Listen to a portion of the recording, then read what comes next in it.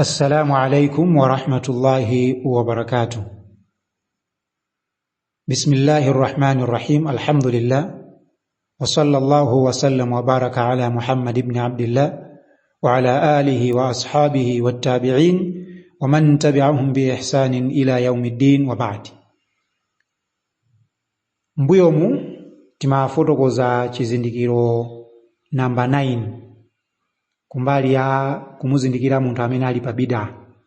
Ndipo tidanena kuti munthu wa bid'a amakonda kuwapatsa mayina anthu amene ali pa sunna, mayina amene ali oyipa, ndicho linga chonena kuti kaya mpyetse mtima, kaya mwina anthu asakatengeko maphunziro kwa iyeyo, koma basi iyeyo amakonda kupereka mayina. Ndipo tidanena mawu amene adayankhula Abu Hatim Ar-Razi rahimahullahu ta'ala.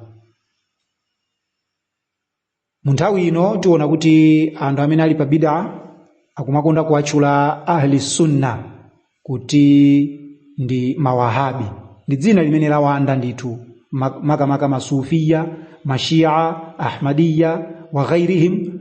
Akaona anthu amene ali pa sunna zokamba zawo amati mawahabi awa, mawahabi awa, mawahabi basi. Ndiye lero timafuna tionepo chizindikiro chomaliza mu zizindikiro za munthu wa bid'a.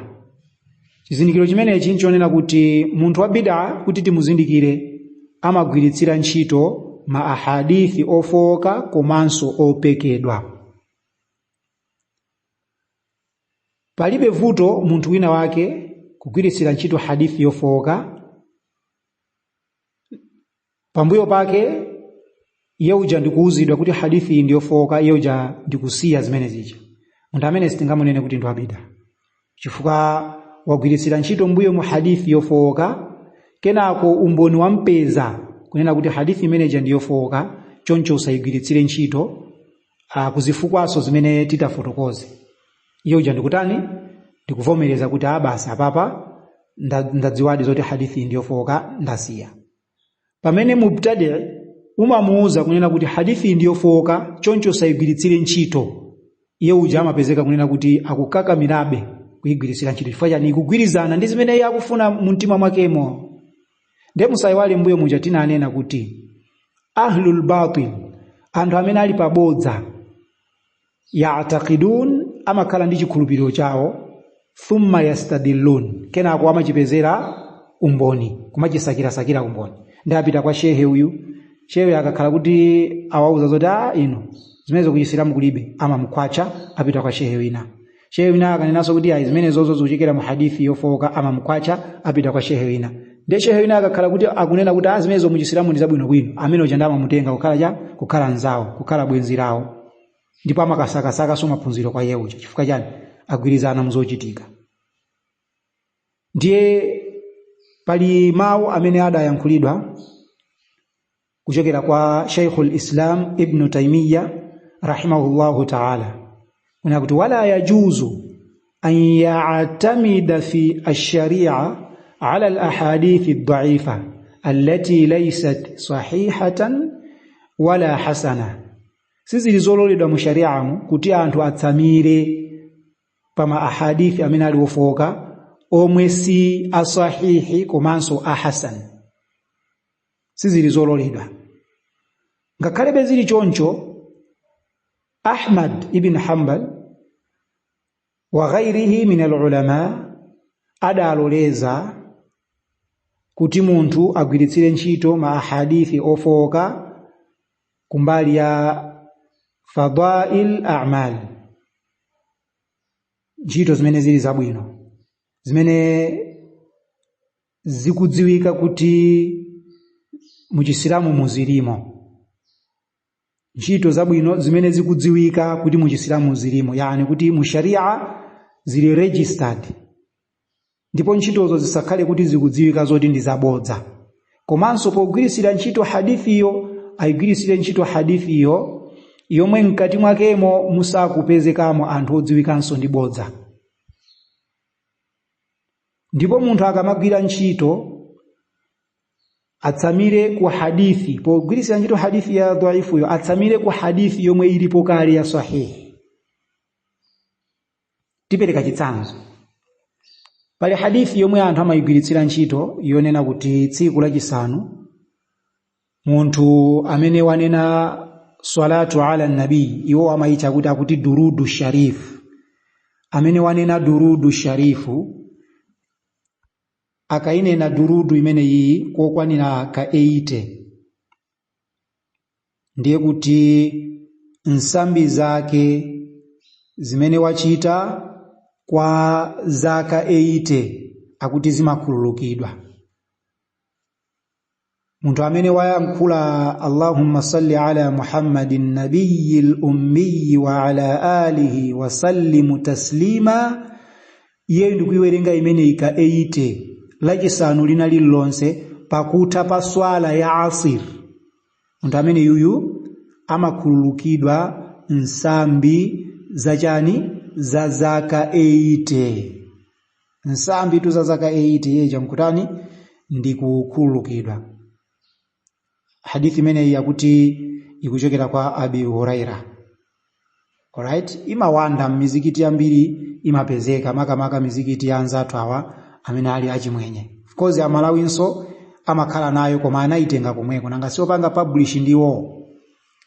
Pamene hadithi yomwe ili ya sahihi kunena kuti man salla alayya salah sallallahu alayhi bihi 10, aliyense amene wandifunira ineyo mafuno abwino kokwanira kamodzi, salatan wahida sallallahu alayhi bihi 10, Allah subhanahu wa ta'ala ampatsa malipiro okwanira 10, kapena kuti amfuniranso zabwino Allah munthuyu kokwanira ka 10 times.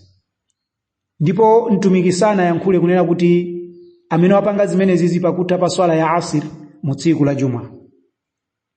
Ndipo pali hadithi inanso yodziwika min Abi Huraira kunena kuti mtumiki wa Allah sallallahu alayhi wasallam anayankhulapo zokhudza tsiku la Juma kuti ndi tsiku limene dzuwa limawala bwino, komanso ndi tsiku limene Adamu analengedwa, choncho mpaka nakufika ponena kuti tsiku limene lili muchulukitse kundifunira mafuno abwino ineyo, chifukwa mafuno abwino anu amandipeza ineyo. So ngati mtumiki yankhula zimenezo without putting madalitso ake kuti ndi malipiro achikhululuko kunsambi zanu za 80 years, iweyo ngati ungaitenge hadithi imene ndikumayigwiritsira ntchito ndikumanena kuti ndipeza malipiro amene wawa kuchokera mu hadithi imeneyi, iweyo ndiwe munthu amene uli pa bid'a, chifukwa izi ndizosakhazikitsidwa mu Chisilamu. Ndiye mmaona ina hii hadithi ya dhaifu imatawugwira ntchito. Ahmad ibn Hanbal ananena choncho pamodzi na ulama. Yes, ananena choncho koma zimene ananena Ahmad ibn Hanbal tu ananena kuti ntchitoyo imene mukugwirisira ntchito hadithi ya dhaifu yo ikhale yoti proven mu sharia, isangokhala ntchito imene mu sharia mulibemo. Chimodzimodzinso pali hadithi ina yomwe ena amayigwiritsira ntchito imene ndi hadithi ya dhaifu yokhudza kuwerenga sura al-Waqi'a, kunena kuti amene man qaraa suratul Waqi'a musiku wina uliwonse iyeyu sadzakhudzidwa ndi umphawi. Iyeyu sadzakhudzidwa ndi umphawi.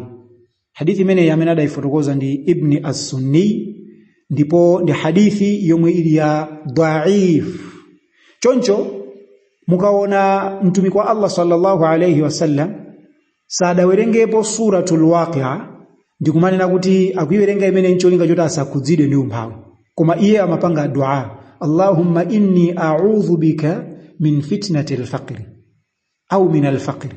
O Allah, ndikuzichinjiriza mwa inu kuchokera ku mayesero amene amabwera ndi umphawi, kapena ndikuzichinjiriza kwa inu ya Allah kuchokera mu umphawi.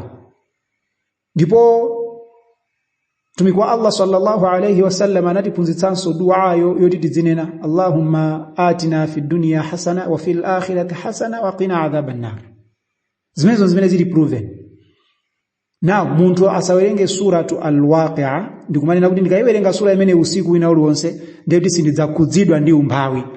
Ndiye muona kuti anzathu awawa masufia amaitenga hadithi imene ndikumayigwiritsira ntchito. Ndikumanena kuti umphawi fesu utikhudza tikamayiwerenga surayi. Ndikumaphunzitsanso anthu ena. Izizi ndi zimene tikufuna kuti anthu azizindikire kuti munthu wa bid'a kawiri amagwiritsira ntchito ma ahadith amene ali ad-da'if komanso ena amene ali opekedwa. Ndimamva brother ena ake akunena kuti inetu amwene ondiuzawo ubwino wokusunga ndevu. Koma sana ndiuze hadithi imene mwanena apa iyo nena kuti mtumiki wa Allah sallallahu alayhi wa alihi wasallam kuchokera kwa Abdullah ibn Umar ananena kuti tisunge ndevu za kuchibwano ndipo timete ndevu zimene zili zachani, zimene zili za pamulomo wa pamwamba apa.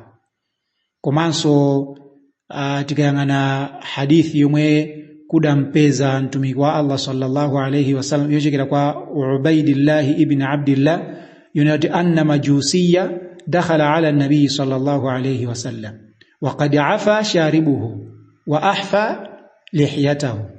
Ana abwera majusi, munthu amene adali opembedza moto kwa mtumiki wa Allah. Munthu amene yuyu atameta ijeni ndevu zake za kuchibwano ndi tsagwada ndi kusiya zimene zili pamwambapa, zimene zili za pamulomo pamwambapa zomwe zimatchedwa kuti masharubu. Ndiye mtumiki wa Allah sallallahu alayhi wasallam anamufunsa, man amaraka bihadha, wakulamula iwe ndi ndani kuti upange zimenezi? Qala amarani rabbi, andilamula ine ndi bwana anga, kumanena ndani komanda wa nkhondo. Faqala an-nabiy sallallahu alayhi wasallam lakinna rabbi amarani an uhfiya sharibi wa uhfiya lihiyati. Komatu ine Allah wandilamula kuti ndipungule masharubu awawa, ndipungule ndipo ndisiye lihya zonse za kuchibwanozi ndi mbali momwemo zonsezi ndizisiye zimenezi zizikula. Ndiye iwo akunena kuti hadithi imene iyi kudali koyamba kuimva, yomwe iwo adaimva ndi ina yake yonena kuti munthu amene amasunga ndevu angelo amaziseweretsa ndevu zimawasangalatsa. Hadithi imene ndiyacha ndiye dhaif, mwinaso ikozokhala maudhu yopekedwa, chifukwa palibepo mu kufotokoza kwa mtumiki kuti ndevu munthu akazisunga zimenezo zimamusangalatsa ngelo ndipo amaziseweretsa. Ndiye paliso hadithi ina imene ndinaimvapo mbuyo makunena kuti ayayi amuna zisungani ndevu chifukwa ndevu ndi nuru ya mwamuna. Hadithi iso imene ndiyofoka. Ndiye muona kuti anthu akusunga ndevu pogwirisira ntchito ma hadithi amene ali ofoka ndi kumakhalaso ndi chiyembekezo chonena zimene ndikupanga zikuchitika zake ndi zakuti. Ndi zimene tikunena apa kuti asagwirisire ntchito hadithi ya dhaifu ndi kumakhala ndi chiyembekezo paijeni pa malipiro amene sali okhazikitsidwa mu asharia. Ndiye pali ma conditions amene Sheikhul Islam Ibn Taymiyyah rahimahullahu adafotokoza kumbali ya kagwiritsidwe ntchito kama ahadithi dhaif. Lahu thalathata shurutin, lahu thalathata shurutin ahaduha an yakuna ad-da'fu ghayra shadidin. Hadithi hiyo ikale kuti siofoka kwambiri, hadithi hiyo ikale kuti siofoka kwambiri. Fayakhruju man infarada min al-kadhabin والمتهمين بالكذب ومن فحش غلطه. Komanso hadithi isakali yonena kuti kuchokera kwa yemwe amanenedwa kuti ndi kadhabu wabodza, kapena yemwe amanenedwa kuchokera kwa mamuhadithina kuti ni munthu uyu ndi wabodza, uyu mzochitika zake, kapena munthu amene amadziwika kuti ntchito zake ndi zonyasa zimene kuipa kwake kunali kwa serious kwambiri, yani kuti ntchito zake zinali zoipa kwambiri. Satengeko hadithi yochokera kwa anthu atatu amenewa ndi kumayigwiritsira ntchito chifukwa imakhala mugula dhaifun jidda, yofoka kwambiri. Shartu yachiwiri athani ayan darija tahta aslin ma'mulin bihi. Ikale kuti hadithi imeneyi ikuchula za ntchito yomwe ili yokhazikitsidwa mu sharia. Hadithi imene ikale kuti ikutchula za ntchito yomwe ili ndi phata mu sharia, yani ndiyo yokhazikitsidwa. Isatchule za ntchito imene mu sharia mulibemo, imene tafotokozera zitsanzo zija. Komanso athalith, an la yu'taqada 'inda al-'amal bihi thubutuhu, bal yu'taqad al-ihtiyat. Munthu akamayigwira ntchito, pogwirisira ntchito hadithi imeneyi, akhale kuti akukhulupirira zonena kuti akuchita izizi mwa caution. Asachite ngati kuti ntchito imeneyi ndi yokhazikitsidwa, yani kuti hadithi iyi ndi yokhazikitsidwa. Mene ndikugwira chonchomo, ndikugwira choncho fa hadithi basi ndi yokhazikitsidwa. Koma achite zimene zizi on the basis of caution. Kuti akungopanga izizi pachifukwa chonena kuti pali hadithi ina yache yomwe idatchulapo izi, ndipo iyi sumboni yayi. Ndiye pogwiritsira ntchito ma ahadithi amene ali adhaifu, sizikutanthauza kuti tikuwakhulupirira zoti mahadithi amene wani mustahabu kuti munthu agwire ntchitoyo potengera mahadithi adhaifu wa chifukwa maulama ena ndithu kukaniratu kugwiritsira ntchito mahadithi adhaifu, kukaniratu kunena kuti no, chisilamu sikinamangidwe pa mahadithi ofoka. Ndiye pali ma ahadithi ena amene amakhala kuti ndi opekedwa, awa timakambawa ndi ofoka. Mahadithi opekedwa samagwiritsidwa ntchito mu njira ina iliyonse. Mahadithi opekedwa sakuyeneka kuti agwiritsidwe ntchito mu njira ina iliyonse. Chifukwa chani? Chifukwa chonena kuti mahadithi abodza, ndi chilichonse chimene chili chabodza simungachigwiritsire ntchito khala umboni wanu. Adhaifu anenedwa kale kuti asakhale adhaifu kwambiri, koma ambiri mugulu la anthu amene ali pa bid'a amagwiritsira ntchito ma hadithi ofoka komanso ma hadithi dhaifu, abatil, amene ali maudhu opekedwa. Ndinkamumva wina wake akuyankhula, akunena kuti pa tsiku la chiweruzo, pa khutubatu, Jibril alayhi salam adzatenga katambula kamene mudzakhale madzi, ndiye pachifukwa jahannama idzakhala ikupangapanga matukutuku kuti iwameze anthu amene adali ochimwa pa dziko lapansi pano. Idzakhala ikupanga matukutuku, angelo adzakhala kuti ayimangamanga zingwe, ndiye idzakhala ikukhala ngati kuti ikupangapanga matukutuku, ndisiyeni. Ndiye chimene chidzachitike, Jibril alayhi salam adzatenga katambula kamene mudzakhale madzi, ndiye adzawaza kuyiwazira jahannama ija, ndiye jahannama idzazizira. Ndiye mtumiki adzafunsa kuti iwe Jibril, ndi madzi anji awa amene iwe wayiwaza jahannama ndikupezeka zoti sikupanga matukutuku, ndi madzi anji amenewa? Ndiye Jibrilu adzayankhula kunena kuti imene ndi misonzi ya anthu amene amamulirira Allah tabaraka wa taala, amene amataka moyerenga Qur'ani amalira, amene amataka maswali amalira, amene amataka khala ndikumakumbukira za ukulu wa Allah amalira. Ndiye ine ndimatolera misozi imene ijayo. Kuyankhula nditu munthu mpaka natukuta hadithi yabodza ngati imene. Ndipo munthu amene iyi kumuuza kuti hadithi umboni wake mungatipatse, amangoti imene iyi kupezeka mu chitabu china chake ndikakufunire basi, samabweranso ndije ndi umboni otero.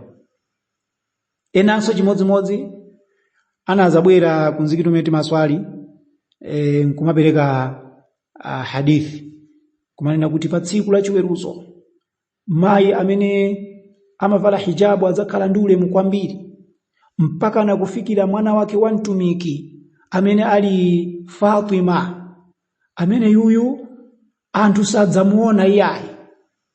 Akamakalowa ku janna anthu onse adzapanga sajida kumpatsa ulemu. Nene nangota chikhulupiriro cha Mashia ichi. Nene azata akhi aja munabweretsa aja amene ajawo muauze kuti akupatseni umboni pa hadithi imene amanena ichi. Chifukwa ife tikungodziwa kuti pa tsiku la chiweruzo sajida adzachita anthu okhulupirira kumpangira Allah tabaraka wa taala. Basi sajida imene anthu okhulupirira adzapanga adzampangira Allah tabaraka wa taala. Ndiye padzakhalanso sajida ina yompangira munthu wamba chifukwa akalowa ku janna tikampangira amene umboni wake uli kuti tauze akupatseni umboni. Sanabwere ndi umboni omwewonso sanabwereponso pa mzikitipo kuzatani kudzapereka khutba. So zimachitika choncho anthu amene ali pa bid'a amagwirisira ntchito ma ahadithi amene ali ofoka komanso ma ahadithi amene ali maudhu opekedwa ndipo amakhala akufalitsa chikhulupiriro chawo chimene chili chabodza. Tikukambirana ndi ena ake amayankhula kunena kuti inu musamanene choncho kuti jumwa ndi haram, amini kuswali dhuhuri pambuyo pa jumwa ndi haram, musamanene zimenezo. Ya pali hadithi tu ana Abi Hurairah radhiyallahu anhu عن النبي صلى الله عليه وسلم من صلى الجمعة فليصلي بعدها 4 الظهر رواه البخاري. akuti Abu Hurairah anayankhula kuti amene wapemphera Juma, mtumikana kuti amene wapemphera Juma pambuyo pake apemphere marakati 4, marakati amene wa adhuhuri. Hadithi imene anayilandira ndi al-Bukhari. Wallahi mukapita mu chitabu cha al-Bukhari kuyambira pa hadithi yoyambirira mpaka na hadithi yomalizira eniyo simukaipeza hadithi, simukaipeza. Ndipo mukayangana mu kitabu al-Jum'ah hadithi imeneso simukaipeza kuyamba kuyangana kumayambiriro hadithi ya innamal a'malu binniyat mu kitabu cha al-Bukhari mpaka na pa hadithi yomalizira 7563 yomwe kukamba za kalimatani habibatani ila ar-Rahman. Simukapeza hapo mkati mwakemu pakati pa hadithi imene kukamba kuti man salla al-jum'a falyusalli ba'daha 4 adh-dhuhri. Hadithi imene hii tikipeza mu kitabu cha Muslim mu kitabu al-jum'a koma simamalizira choncho, simamalizira kuti adh-dhuhri. Tumikanena kuti man salla salata al-jum'a falyusalli ba'daha 4 zatera pompo, simapitiriranso yani. Nde iwo anaonjezera mawu a adhuhuri aja ndicho linga choti zigwirizane ndi chikhulupiriro chawo. Ndikunena kuti zikuchokera mu Bukhari. Nde mukawaza ndi mu Bukhari mulibe amati Bukhari weniweniyo munamuocha. Anaocha machani akuti mawahabi anaocha. Ndicho linga chonena kuti chilungamo chitani chibisidwe. Ndizimene amakamba anthu abida. Nde tikuyeneka kuchenjera nawo chifukwa adzatipangitsa ife kukhazikitsa ntchito zathu pa ma ahadithi abodza komanso ma ahadithi amene ali ofowoka. Choncho ife tidzagwira ntchito polozera umboni umene uli wosatani wosakhazikitsidwa mu Chisilamu. Ndiye izi ndi zimene timafuna kuti timalizitse kumbali ya anthu abida. Ndiye tidanena mbuyo muja kuti tikufotokoza izi pachifukwa chonena kuti chani munthu wa aqidati sahiha sakhala wa bid'a, samakhala wa chani wa bid'a. Ndiye timafuna kuti tizizindikire zinthu 10 zimene zimampangitsa munthu kukhala wa bid'a. Titazifotokoza 10 zija alhamdulillah. Ndiye inshallah tidzapitirizano kuyambira pamenepa kuchokera musimati rajuli la aqida kuchokera pa number 7 point number 7 kumapita kutsogoloku inshallah. Ndikuseni majama Allah. Assalamu alaikum wa rahmatullahi wa barakatuh. Sindikudziwa mwina ngati pali funso.